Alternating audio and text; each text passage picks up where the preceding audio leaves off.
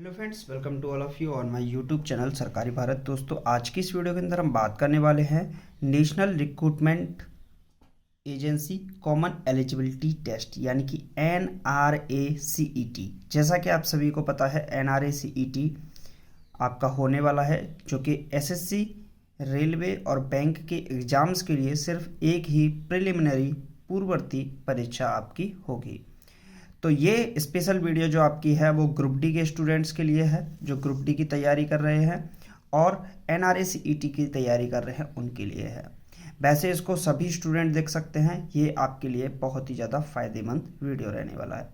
तो NRACET 2022-23 आगामी परीक्षाओं के लिए हमने आपकी क्लासेस स्टार्ट कर दी हैं, मैथ्स यानी कि गणित जिसके अंदर पूछा जाएगा। दोस्तों, आप सभी को बता दें, यहाँ पर आपकी क्लासेस चलाई जाती हैं गणित की और फ्री ऑफ कॉस्ट क्लास चलती हैं, जिनकी आपको ट्रिक्स सिखाई जाती हैं बिल्कुल लॉजिकल रूप में। तो आप यहाँ पर इन क्वेश्चंस को सॉल्व भी कर सकते हैं। क्लियर है फ्रेंड्स? तो पहला सवाल आपकी स्क्रीन पर है और ये आपका एक तरीके से टेस्ट होता है और इसमें आप अच्छा तरीके से कर सकते हैं। क्लियर है? तो पहला सवाल है, वह संख्या क्या है जिसका 12% 9 है? तो आप क्या बोलोगे? माना वह संख्या x है। क्या है? x है। वह संख्या क्या है जिसका 12% यानी कि x का 12% कितना है? 9 है, यानी कि 9 के बराबर होगा। तो x गुणे 12% को हटाते हैं तो कितने का भाग लगाते हैं? 100 का, बराबर में 9। तो x गुणे 12 और 100 को दूसरी तरफ भेजेंगे तो कितना बनेगा? 900। 3 से काटेंगे 4 बार, 3 से काटेंगे 300। क्लियर है? 4 से निपटा देंगे इसको तो कितनी बार जाएगा?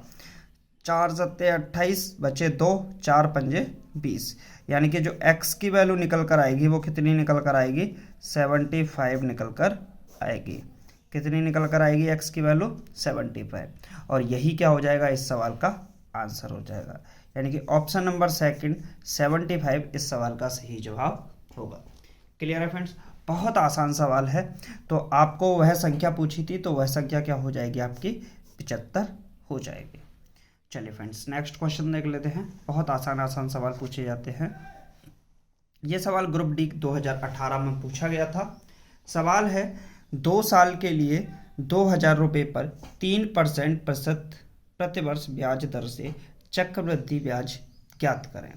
देखिए, 2 साल के लिए पूछा है आपसे, तो आप क्या करोगे? 2 साल का ऐसे निकाल सकते हैं 2 साल के लिए। तो मैं देखिए इसको 2 तरीके से करने वाला हूँ। पहला है टेबल फॉर्म। कौन सा फॉर्म है? टेबल फॉर्म से मैं आपको इसको करने वाला हूँ, और दूसरा डायरेक्टली करने वाला हूँ। तो सबसे पहले मैं इसको टेबल फॉर्म से करता हूँ। देखिए, है क्या आपका 2 साल का है, ऐसे करके टेबल बनाइए आप। ये हमारा शॉर्ट, यहाँ SI लिखिए और यहाँ CI लिखिए। तो ये कितने रुपए हैं? 2000 रुपये हैं। क्लियर? 2000 पर, अच्छा जी, ब्याज कितनी है? 3% की, यानी कि 3/100। 00 से 00 कैंसिल आउट करेंगे, 20 का 3 से करेंगे तो कितना बन जाएगा? 60 बन जाएगा। कितना बन जाएगा? 60 बन जाएगा। यानी कि फर्स्ट ईयर की बात करें, फर्स्ट ईयर, और हम बात करते हैं सेकंड ईयर की। क्लियर? फर्स्ट ईयर की ब्याज कितनी होगी? 60 रुपये। मूलधन कितना? हाँ, साधारण ब्याज कितनी होगी? 60। 1 साल का साधारण ब्याज और चक्रवृद्धि ब्याज बराबर होता है, यानी चक्रवृद्धि ब्याज कितना होगा? 60। दूसरे साल का साधारण ब्याज तो समान होगा, लेकिन चक्रवृद्धि ब्याज क्या होगा? 60 रुपये तो आपको देने ही पड़ेंगे, लेकिन ब्याज पर भी ब्याज देना पड़ेगा, यानी कि 60 पर भी आपको ब्याज देना पड़ेगा 3%। तो ये कितना है? ये मान लीजिए आपका 60 है, इस पर भी 3%, यानी कि 3/100। 0 से 0 कैंसिल आउट करेंगे, 2 से गया 3 बार और 2 से गया 5 बार, यानी कि 9/5 आ गया। कितना आ गया? 9/5। 5 का भाग लगाएंगे तो 5 एकन 5, 5 अट्ठे 40, दोनों को ऐड करेंगे तो 120 तो साधारण ब्याज हो जाएगा 2 साल का, और चक्रवृद्धि ब्याज कितना हो जाएगा? 60 60 120 और 121.8 हो जाएगा। अब आपका सवाल में क्वेश्चन में आंसर देखिएगा, 121.80 रुपये। ऑप्शन नंबर डी आपका राइट आंसर हो जाएगा। तो ये तो एक तरीका रहा जो आपको साधारण ब्याज निकालने का तरीका है। दूसरा क्या है, 2,000 रुपये थे, कितने थे 2,000 रुपये, उस पर 3% की ब्याज यानी कि 3/100, डबल जीरो से डबल जीरो यानी कि कितना हुआ 60। ये 1 साल का है 1 ईयर, और 2 ईयर का क्या होगा 2 ईयर का, तो 2 ईयर का 60 गुणे 2 यानी कि 120 रुपये देने पड़ेंगे, प्लस आपको 60 का 3% और देना पड़ेगा, बात वही है। ठीक है, अब इसको कैंसिल आउट करेंगे, 2 से 3 बार, 2 से 5 बार यानी कि 1.8, सबको ऐड कर देंगे इन दोनों को, तो कितना हो जाएगा 121.80 रुपये बनेंगे। क्लियर, आंसर वही आने वाला है, एग्जैक्ट जो आंसर पहले था वही आंसर रिपीट करके आएगा। तो आपका कौन सा आंसर हो जाएगा 121.80 यानी कि ऑप्शन नंबर डी इस सवाल का सही जवाब हो जाएगा। क्लियर है फ्रेंड्स, समझ में आ रहा है कि नहीं, सबसे बड़ी बात ये है। चलिए नेक्स्ट क्वेश्चन देख लेते हैं। नेक्स्ट क्वेश्चन, अगला सवाल है साथियों, 10 पदों का माध्य 49 है। यह पता चला था कि 30, 40, 50 और 50 तीन पदों को गलती से 10, 20 और 30 के रूप में पढ़ा गया था। सही माध्य कितना है? देखिए 10 पद है, उनका माध्य कितना है, मैं एक बार लिख देता हूं यहां पर। 10 पदों का माध्य, 10 पदों का माध्य कितना है 49। अच्छा जी, 10 पदों का माध्य कितना है 49 है। अब यहाँ पर मैं थोड़ा सा लाइन कर देता हूँ इस साइड में, समझ में आ जाएगा, ताकि 30, 40 और 50 तीन पदों को गलती से कितने कितने हैं 30 है, 40 है प्लस 50 है, ये तीनों हैं, इन तीनों को जोड़ देंगे तो कितना बनेगा 120। 30, 40 और 50 को गलती से 10, 20 और 30 के रूप में पढ़ा गया, यानी कि कितना 60 पढ़ा गया। भाई देखो 60 पढ़ा गया, आखिरकार हमको पढ़ना कितना था, उसे 120 पढ़ना था, तो हमने कितना कम पढ़ा, कितना कम पढ़ा, तो हमने 60 कम पढ़ा। कितना कम पढ़ा 60 कम पढ़ा। तो अब 60 और होता तो आपका माध्य क्या होता, तो सही माध्य क्या होता, सही माध्य देखिए 49 तो था ही माध्य, लेकिन 49 आपका 60 का माध्य और आ जाएगा, तो 10 पदों का कैंसिल आउट करेंगे तो ये कितना बनेगा 49 प्लस के 6, यानी कि सही माध्य कितना होता 55 होता। कितना होता 55 होता, और आपका ऑप्शन नंबर सी आपका बिल्कुल सही जवाब होगा। क्लियर है फ्रेंड्स, समझ में आ रहा है कि नहीं, सही सही बताइएगा, आपको बिल्कुल क्वेश्चन समझ में आ रहे हैं कि नहीं। चलिए नेक्स्ट क्वेश्चन देख लेते हैं। चलिए फ्रेंड्स, नेक्स्ट क्वेश्चन आपकी स्क्रीन पर है। क्वेश्चन है पहला, ये रहा, सामान का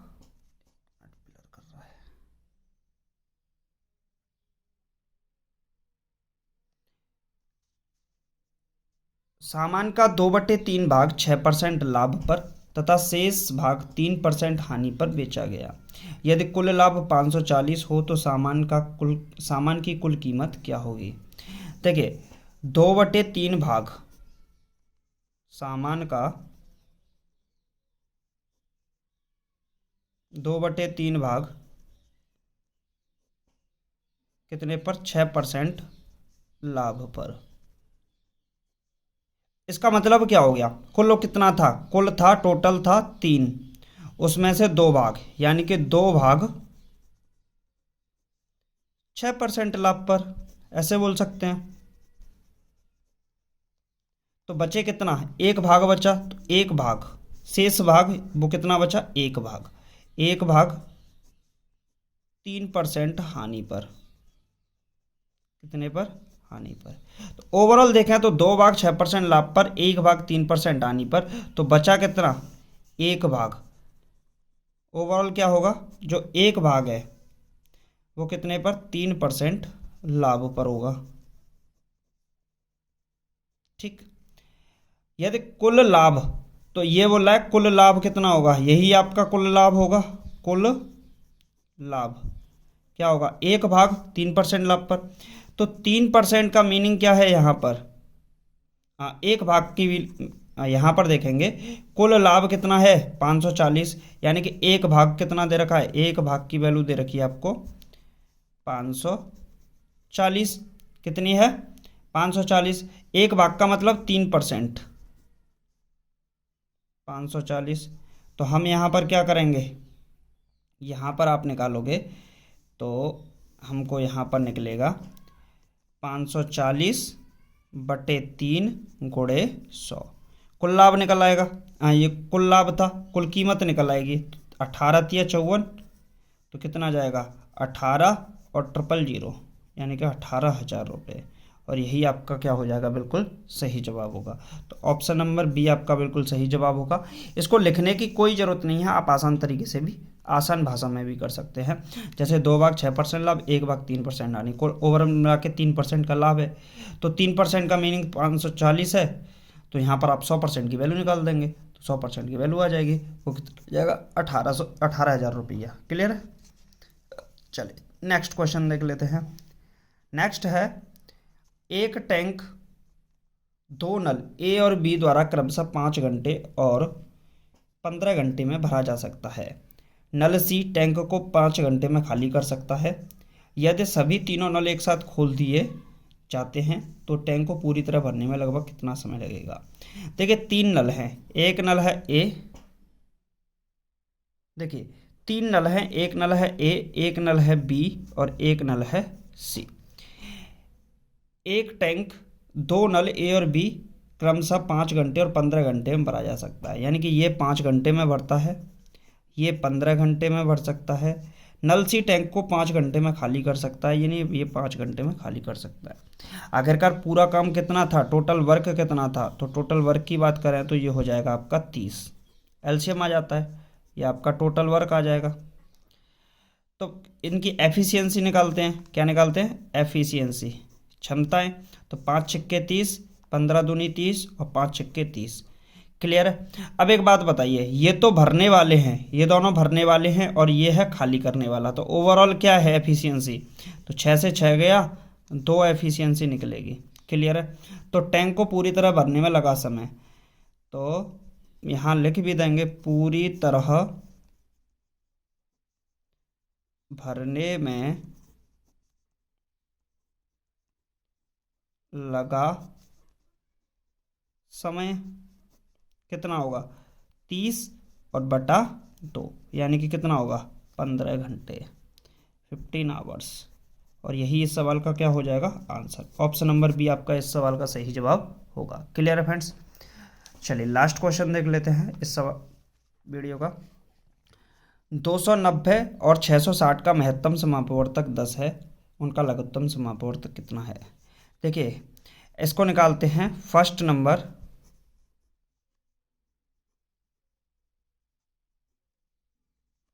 multiply by second number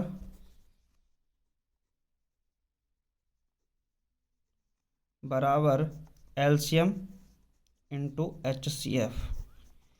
first number कितना है 290, सेकंड नंबर कितना है 660,